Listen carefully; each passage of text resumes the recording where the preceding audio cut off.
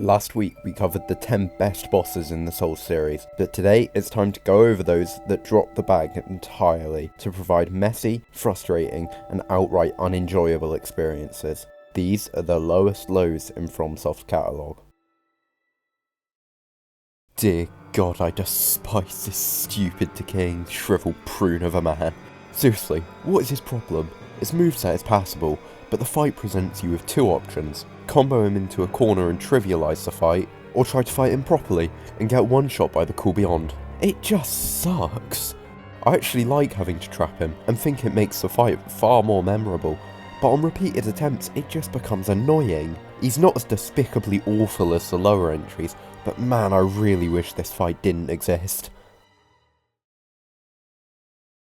I hate this boss. The fight itself is as repulsive as the boss's design. I would be okay with having to kill the regular enemies around the arena if the one we won was actually a well-designed fight. As it stands, it's just a chaotic mess of flailing limbs that doesn't even pose any form of challenge. There's a theme in the lowest tier of this list. Many of the bosses have regular enemies dumped in the arena. It almost makes it seem like it's not a good design trait, but what do I know?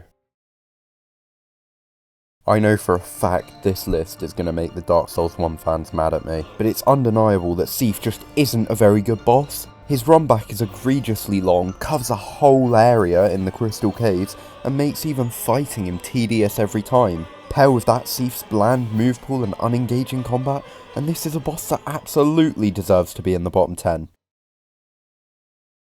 The concept for this boss isn't awful. Unfortunately, I take no pleasure in running through a hallway fighting regular enemies while getting run over by a pair of giant ugly horses. And even once that phase is over, the boss itself has a dull and one-dimensional moveset that just feels like a regular enemy anyway, and is rather similar to the reindeers in the Frigid Outskirts, which I have a whole host of problems I don't even want to get into. Definitely not as bad as the bosses below, but the Executioner's Chariot will never get any higher honours in my books.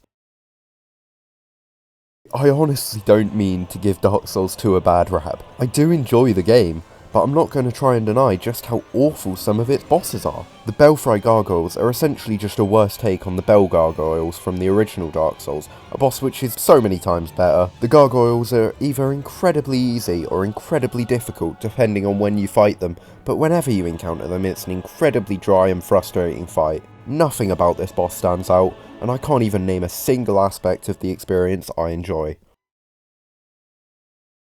The Skeleton Lords are a boss that I typically don't see this close to the bottom of Souls rankings. Sure, nobody has ever said they're amazing, but I feel like I hate them more than most. It's a gank fight with some of the worst enemies in the game, the Bone Wheel Skeletons. They're not as awful here as they are in DS1, but they're still just incredibly annoying to fight. You essentially just spend the whole fight running around the arena and killing regular enemies. It's not as offensively bad as those below it, but they're not even a remotely enjoyable fight, even by Dark Souls 2 standards. We all knew it was going to be near the bottom. While I don't personally have it at the very bottom of the barrel, it's undeniably a terrible fight. There's no depth to the combat whatsoever, you just have to position so you don't get thrown into the pit of despair. Everything that needs to be said about this boss has been done to death already, but I felt I needed to at least take some time to voice my hatred for this unfinished fumble of a FromSoft fight. I can already see the steam coming out of the Dark Souls 1 fans' ears. Don't get it twisted, Dark Souls is a phenomenal game, but there's no denying that it has some completely unreasonable difficulty thrown in, as with all the early Souls games. Gravelord Nito has this in spades. The fact that you have to take mandatory full damage when entering the arena is just ridiculous. Well actually, you can use self-cat rank to take less full damage. To the people that use that excuse to defend this boss, I don't like you. I would be able to look past it if the boss himself was any good. We're already beginning to see a trend in this bottom tier, with multiple enemies dumped into the arena to gank you. Well actually, you can use Nito to kill them. I don't care. Seriously, please be quiet, it's still not a good design decision. Nito himself has a mediocre moveset, with the Toxic Spike being a particular offender. Nito doesn't even get the luxury of having a pleasant run back. You have to go through the absolute worst area in the game for about 2 minutes every time you die to this bum of a boss. The fact that any boss ever managed to be worse than this is a miracle to me. I feel bad putting a Dark Souls 2 boss right at the bottom, since it's a game I honestly think is heavily overrated, but the Royal Rat Authority is just so unforgivably abominable that I have no choice to give DS2 the bottom slot. Is what I would have said before Shadow of the Erdtree released. I truly have no idea how they topped this fight. This absolute fartfest of a boss is so pitifully designed that I have trouble believing it even originated from a From Software game. It begins by committing the greatest cardinal sin a Souls game can commit by throwing a bunch of regular enemies into a boss fight that give you one of the worst status effects in the game. Seriously, what were they thinking with this boss?